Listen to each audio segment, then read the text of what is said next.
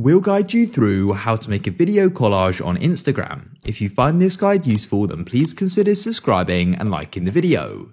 These can look really cool and you can go and put multiple videos into one. So to go and do this, come to the bottom and click on the plus like so. Then come to the bottom again and we're going to be doing this as a reel, so select reel. Click on camera in the top left. Then what you can do is go over to the left again and go and select layout, and you can go and choose the layout. By default, we've got a 2x1 option here. We can click on change grid and we can then go and choose how you want it to go and be. For example, I could have this option here.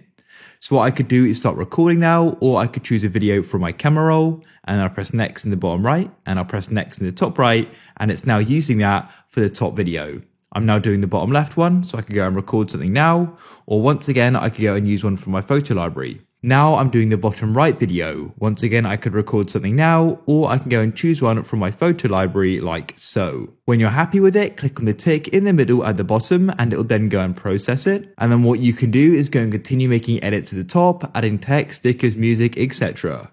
We can then click on next in the bottom right and we can then go and post it. It's that simple. If you guys found this useful, then please consider subscribing and liking the video for more.